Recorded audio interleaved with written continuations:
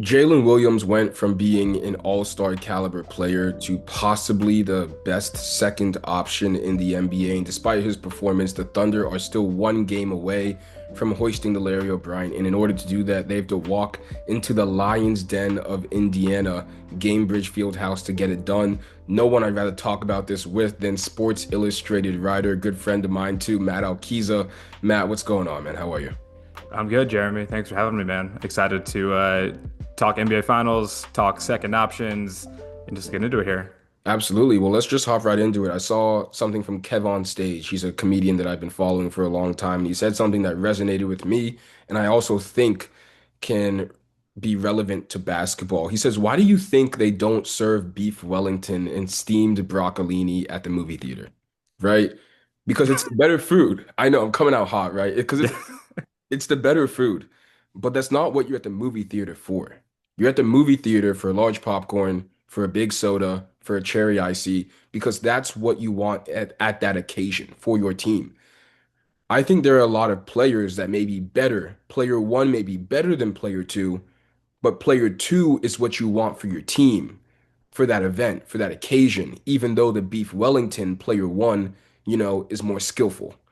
So that brings me into my first question for you, Matt. What is your ideal number two? What do you want your second option doing? What position are they? Give me everything, and we can break this down. Yeah, so when you sent me this earlier, I kind of got to thinking about what I want in a second option. And man, it just looks a lot like Jalen Williams. And I'm definitely drinking the Kool-Aid after his 40 ball in the NBA Finals last night, the best game of his career on the biggest stage of his career. But here's what I came up with, and there's just a couple of things. I want my second option to be an elite off-ball player.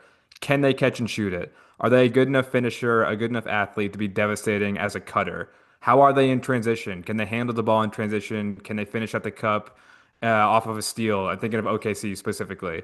With that, they have to be able to put the ball on the deck and make plays for their teammates. They can't just be an off-ball sniper, a cutter, a play finisher. They have to have some sort of like off the bounce game too. Even if it's the most like rudimentary like dribble drive, kick it out to a teammate, there has to be some sort of playmaking skill that goes along with your second option.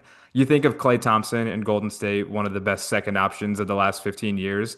Even he could put the ball on the deck and kick it out to Steph, who was like coming off of a screen, coming attacking a closed out defense, and a secondary action is what Klay was incredible at. And then the last thing is they have to be a lockdown defender. Every great second option on offense also carries their water on defense. You think of the greatest second options of all time, which we'll talk about here in a little bit. They were all at least an above average defender. It's just a must for a guy that is not your like primary on-ball creator. If you're a one-way player for a great team, you're coming off the bench. That just kind of is what it is. So to boil it down, it's elite off-ball skills, but some sort of playmaking skill with that, and they have to be a lockdown defender. Those are like the top three things I'm looking for in a second option. You said that well, and that brings me to the next point, right? About we talked about this in the group chat yesterday. The differences between a 1B, and a two. Because I think a lot of times people are mistaken for something else. And we've seen that the most successful stars have had that self-realization, have had that self-awareness to say, you know what, let me look at myself in the mirror and actually determine which one of those I am. I think Anthony Davis, when he was on the Pelicans, AD was like, dude, I can be the best player on a team. 2018, the Pelicans, what? They sweep the Blazers, Damian Lillard, Drew Holiday, Rajon Rondo. Great little core there for the Pelicans. AD was the best player, but he knew if I want success, deep, real success in the playoffs, I have to attach myself to the hip of a true number one, of a guy who I know is at least as good as I am or better. On the flip side, I think we have a lot of people in the league right now that are 1Bs, that are great players, that franchises build their team around. However, if you got the owner of that team four whiskeys and you were sitting with him in a bar, I think he'd say, I wish we had a guy who was a smidge better than our franchise guy. I think Devin Booker falls into this role. And it's hard for me to accept this with D Book because I was a big D Book fan. I love his game. Not was, I am. And you see him in the Olympics, and he checks a lot of the boxes that you just mentioned, right? A guy who can be a secondary playmaker, a guy that can play defense, a guy that can catch and shoot, but also put the ball on the floor. So you say D-Book has all those skills, and you look at the 2023 playoffs, he gives you 36.8 points per game, 5.1 rebounds, 7.4 assists per game on 62, 51, 87. That's beef Wellington. But I'm saying JDub is the large popcorn and the cherry icy that you might want over a D book if you're OKC specifically. JDub scored 23 points on cuts, transition, catch and shoots, and shot fake drives in that 40-point performance we saw last night. That is without the ball. That is something that I think D Book as a Beef Wellington doesn't get. So let's play a game. I'm gonna name players. You tell me if you want JDub or them as your second option, right? So you'll just say JDub or you'll say the other guy's name. Starting off, Franz Wagner, J-Dub without a doubt. Not a thought there for me. Mavericks, Anthony Davis or Kyrie Irving, both of them. This is tough. We're talking about like right now, yeah, Right now. 2025. Right now. It's I tough. definitely J-Dub over Kyrie. AD is the tough one for me too. Yeah, I think it definitely depends a little bit on team construction. Who do you have playing center? What do the rest of your wing rotation look like? I think I have to go with Anthony Davis just because he is like a defensive player of the year caliber player while giving you 25 points on offense. J-Dub made, I think, first or second team all defense. I know he was on an all defense team this year, but AD's rim protection kind of just takes him, just like a step above J-Dub right now. But it's close. It's closer than it would have been if you asked me this 3 weeks ago with the leap that J-Dub has made in the finals. So I put a star next to Anthony Davis. Let's keep going. Jaylen Brown. Tough. Yeah, stuff because they're so similar, right? Like their games are like pretty much mirror each other. I'm going to take J-Dub right now just because he's a little bit younger. I feel like he still has another level or two to go, and I think we've kind of maxed out what Jaylen Brown can be as a second option, I which is a also, Finals MVP. So which is a that's finals no, MVP. yeah, no shade to Jaylen Brown, but Yeah. I'm still willing to bet on the long-term potential of the 24-year-old J-Dub over Jaylen Brown right now. When we were getting ready for this, I was just looking at Jaylen Brown versus JDub for 5 minutes and just seeing ghosts in my head swirl around. I went with JDub as well because I think he's a better ball handler than Jaylen Brown. So, all right, so far, Anthony Davis, Karl Anthony Towns, Definitely J-Dub. Karl Anthony Towns is just such a negative on defense that you have to scheme around that specifically. Kind of a Pascal one-way player right Siakam, now. Pascal Was that Siakam. Pascal Siakam? I probably still take J-Dub over Pascal. Just really, it kind of does boil down a lot to the free throw shooting. Like Pascal is a little bit of a liability at the line. You know that J-Dub is going to shoot, what, 75, 80%. And with how much those two guys get to the line, that really matters when the chips are on the table in these, nip and tuck finals games. Jamal Murray. Definitely J-Dub. Jamal Murray is a great offensive player. I mean, truly the perfect like off-ball number two to be playing with Jokic because he doesn't need the ball in his hands to impact the game with his gravity. But again, J-Dub is just giving me so much more on both ends of the floor than Jamal Murray is right now. De'Aaron Fox. Definitely J-Dub. I'm not a huge De'Aaron Fox guy in general, but the lightning quick primary creator who can't he's not the best shooter in the world is not the archetype for me. I think this is a conversation for another day. If the Spurs are looking to maximize Wemby, I think they need to move on from Fox and really hand the keys over to Castle and Dylan Harper in their backcourt. But conversation for another day. Give me J-Dub over De'Aaron Fox right now. Kind of weird quickly since you mentioned that Dylan Harper Spurs conundrum. De'Aaron Fox is one of the players that were a 1B on the Kings that goes up against Steph in the playoffs that has a 50-point game or a 45-point game. He's going toe-to-toe with Steph. And he says, I know I'm not going to have real success if I'm the one. I've got to go somewhere else. He went to San Antonio. Now it's awkward because, he was on the Kings. The Kings bring in Tyrese Halliburton, a younger De'Aaron Fox.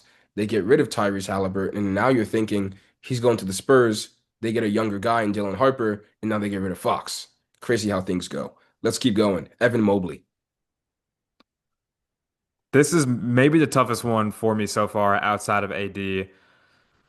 I'm probably still going to lean JDub because the offense is a little bit better. You know, he can handle it a little bit better than Evan Mobley right now. You can lean on Jalen Williams when your primary, your number one option is off the floor on offense.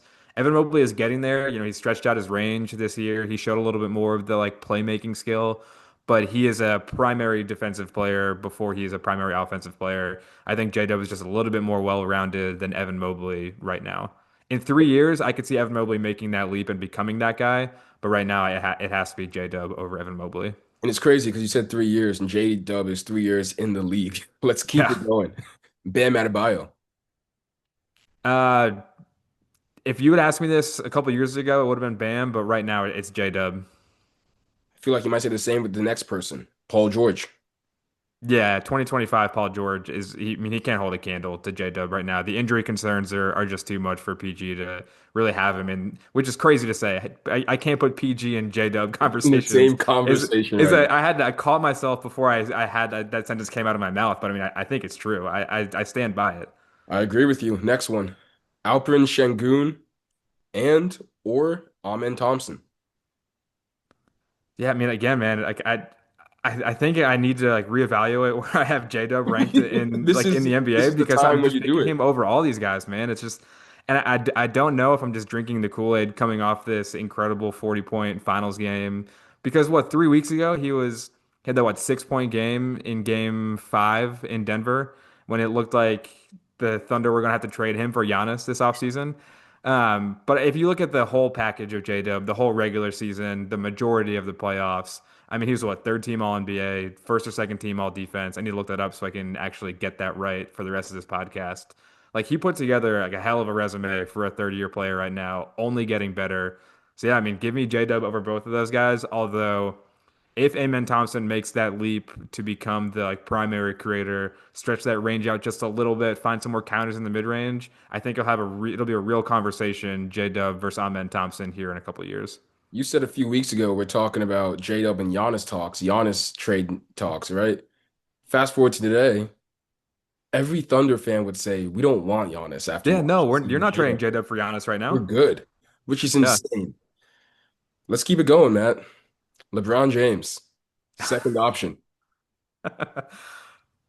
In the year of our Lord 2025, as much as LeBron James has shaped who I am as a man and as a basketball fan, because I have grown up watching LeBron James Yeah, decimate teams for the last 20 years, I feel like Max Kellerman, give me J Dub. I love it. I love it. Death beams pointed at Earth. Give me JDub. All right, next one. James Harden and or Kawhi Leonard. I mean, I don't want to say easily J Dub because we saw, and here's a question that I have for you, and we'll get to this here in a little bit. The idea of 1A, 1B, 2. Who even is the like 1A, 1B, 2 on that team? I wrote that down specifically. I don't even know which of the Clippers to consider the like number two guy. I agree with you, and I feel the same way about the Mavericks with Kyrie and AD because Kyrie was the Robin in Dallas. Anthony Davis was the Robin people didn't want him to be. People were hoping he'd turn into the Batman after 2020, but he continued to be the Robin too. So you have two Robins. In Kawhi and Harden's sense, Kawhi's always been the Batman post the San Antonio Big Three. But I think now he's best used as a two. I think Kawhi Leonard at his best, like that 39-point game we saw from Kawhi, I think that's better than J-Dub. But Kawhi Mm, can only bring that out the closet for yeah. once every 4, 5, 6 games, right? You're getting that performance 1.5 times a series in a 7 game series. Okay, Jimmy Butler. J-Dub right now. And here's kind of what I'm realizing is so many of these second guys are like getting up there in age. Like Exactly. there's gonna have to be like a whole new wave of these like primary secondary options to come through because that's kind of what is like leaning me towards J-Dub on a lot of these guys is just the age of who you're bringing up. Like what Jimmy Butler's 35, Kawhi is 34, James Paul Harden's like George. 36, 37, Paul Yeah, George, yeah, LeBron's 40. exactly. Um, yeah, there's like a whole bunch of guys that are kind of aging out of these conversations, and it'll be interesting to see who is coming through the pipeline to, take the spot of a lot of these secondary options going forward. Last player, also semi-young guy, Jaren Jackson Jr. Defense, foul trouble, a little sloppy, doesn't rebound. Doesn't rebound. Great offensive player, though, can space the floor for you. Very versatile. Where are you going with that one? And you got to think, too, him utilized the right way on the right team. Maybe we're just not seeing his full form in Memphis right now. Yeah, I'm still gonna go with JDub just for the playmaking aspect. JDub can put the ball on the floor and go at somebody just a little bit better than Jaren Jackson can right now. So you told me right after I asked you to do this pod that you were looking up or rewatching the Celtics Warriors 2022 finals, kind of brainstorming for second options in those finals in the 2020s. Talk to me about what you found out. What did that research bring you? Where did you get to? What conclusion did you reach? Yeah, I don't know if I really came to a conclusion, but just let me run through these names for you real quick. The teams that won the titles in the 2020s, 2020 bubble, Anthony Davis was the second option on those Laker teams. First team All NBA that year. Him and LeBron were both first team All NBA. Averaged 26, 9, a block, two steals. First team All Defense. I mean, just a ridiculous season for AD. And really, like the fully actualized version of him as a second option, right? LeBron was handling all the primary playmaking duties. They had all those guards that could defend KCP, Caruso, Rondo, and just let AD like cook off the ball on offense. Hit the game-winning three in the like what the Western Conference Finals that Oh, year. Just the perfect scenario for AD. 2021, Chris Middleton, a wing, not a single accolade that year. Didn't make an All-Star game. Averaged 26 and 5 on nearly 50, 40, 90 shooting splits. I said Chris Middleton that year was just a superstar in his role. Milwaukee needed Chris to be the secondary playmaker, knockdown shooter, connector on offense while locking up the opposing team's primary wing options. Giannis goes down in the Eastern Conference Finals with that knee injury. Middleton steps up, gives you 26, 13, and 8 in game five, 32, 4, and 7 in game six, and steps up to become that primary option when he needed to be. 2022, Klay Thompson, after all of his injuries, that Warriors team is kind of weird. It was like the team was like more of a sum of its parts than any like real greatness from a secondary option. It was Klay, it was Andrew Wiggins, Jordan Poole, Draymond, all those guys like orbited the sun of their solar system that was Steph in that playoff run. I feel so you like, have Andrew over, oh, you have Clay over Andrew. I had Andrew as two. yeah, see, that's what I'm kind of saying is like Yeah. this is like 2A, 2B for me. I mean, Yeah. Clay came back that year, played 32 games, averaged 20 points, and shot 40% from the 3-point line, 90% from the free throw line. Like, he came back, definitely not himself. It was like 75% of him was still like could give you exactly what you needed to be that secondary, tertiary option. So yeah, I think I debated whether it was Clay or Wiggins. I think Clay just kind of gets the like legacy bump for me on that one.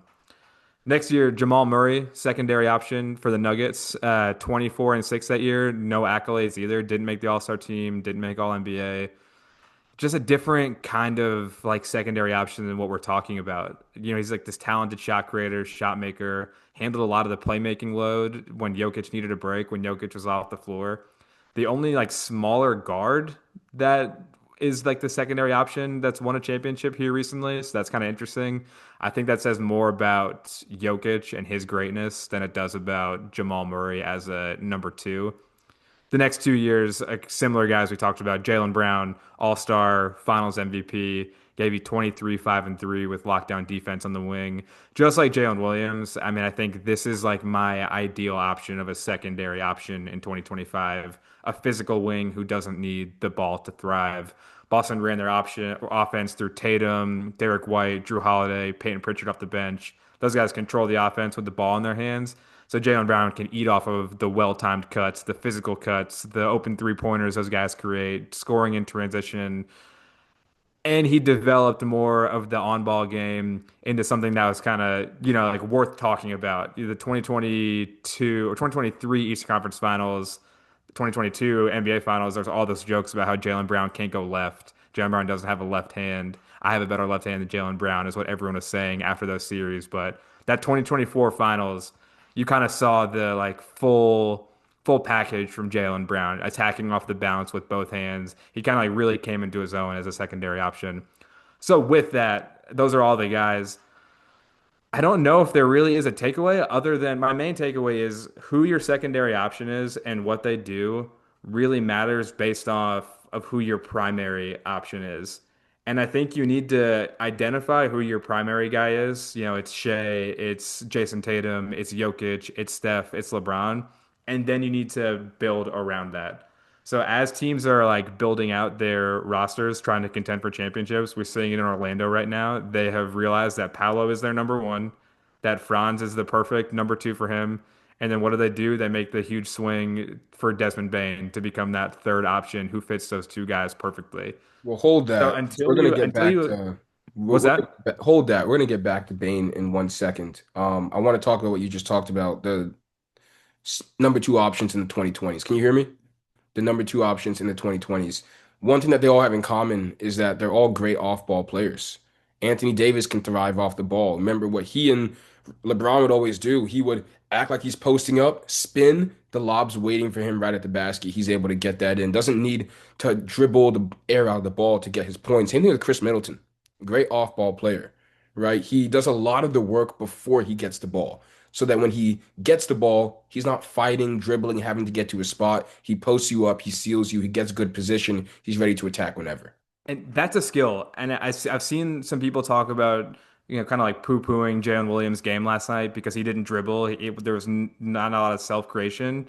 Getting open without the ball in your hands is a skill that matters. And for these secondary options, it's a skill that is absolutely necessary for those guys. So going forward too, thinking about other teams, right? And you're saying, oh, Trey Young, he can't be the number one, but he can be the number two.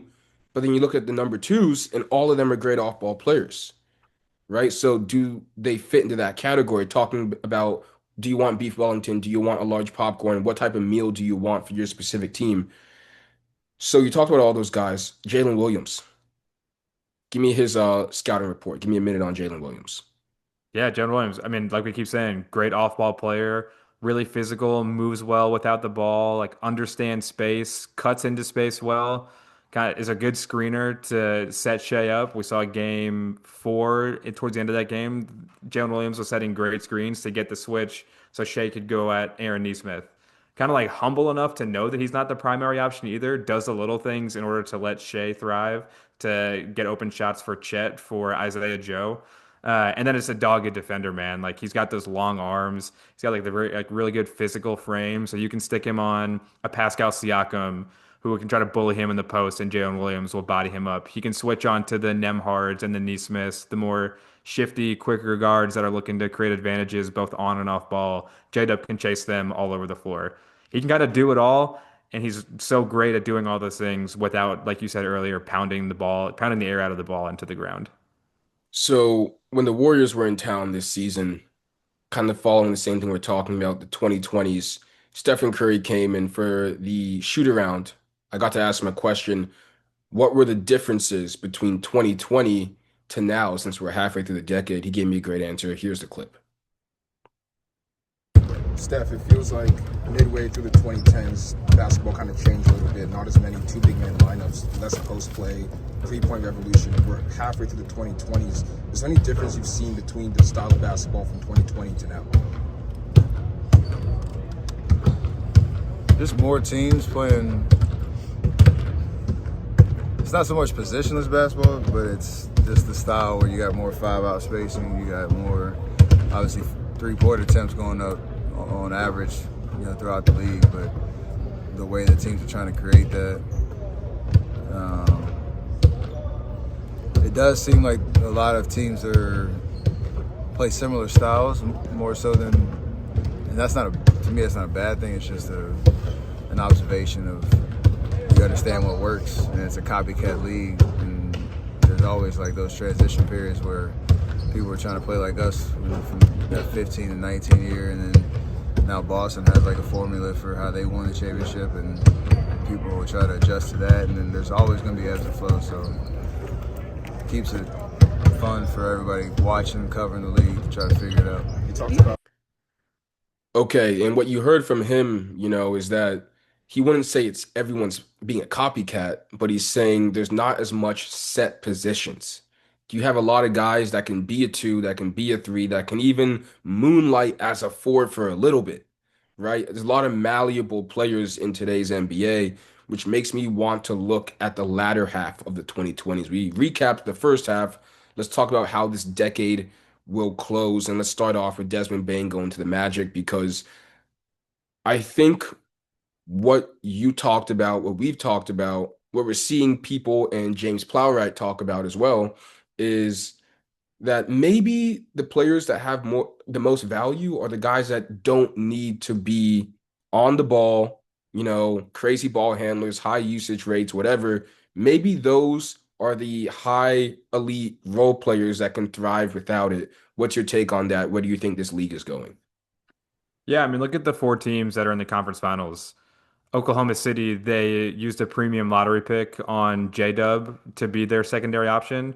But who were their big swings this offseason? Isaiah Hartenstein, who started at center, doesn't need the ball in his hands, sets great screens, plays good defense, good finisher at the cup. And they traded Josh Giddey, who was one of their primary creators, for Alex Caruso. Same kind of guy who can thrive without the ball, will lock you down on defense, hit an open shot, good cutter, good finisher. Those are the guys that OKC brought in to take them over the hump this year. Indiana, their move to get them over the hump, trading a couple first round picks for Pascal Siakam. Another guy who doesn't need the ball in his hands. He can have the ball in his hands and be your primary go-to option when Tyrese Halliburton is off the floor, but he doesn't need it. Again, great cutter, good post-up game, throw him the ball in the block, let him go to work. Um, what's the other team? Minnesota. Rudy Gobert was their big swing. No offensive game at all, but the best defensive player in the league over the last decade. Deters everything at the rim. You have to account for him on defense at all times because of how big he is. That was a swing they took when they knew they had something in Anthony Edwards. And then the Knicks, what, 5 first round picks for Mikal Bridges, another off ball player, defense first wing who can shoot without the ball in his hands, can impact winning without pounding the ball into the floor. But when you need him to, he can go get you a bucket. Those like extendo arm 10 footers that he hit were so crucial for the Knicks down the stretch in some of those Celtics and Indiana games. The big swings these teams are making are to get guys to supplement their superstars. I don't think we're going to see as many of the big superstar trades like we used to. I don't think Giannis is going to move from Milwaukee. If KD can embrace his role as a secondary guy, he's not the primary anymore. I don't think KD's the number one option in 2025. But when a move gets made for him, it's going to be to supplement a star player already in place. And that's what we're seeing these teams do is you get their star, you lock in your primary creator, and then you fill in the gaps around them with these guys that are elite in their roles. So I know we're focusing on JDub today in this video. Shea is having a great series also. Chet Holmgren, it's so funny seeing people like, oh my God, Chet, we got to have a real discussion about Chet, like in a bad way. The dude's in his second playoffs. The guy's like 22.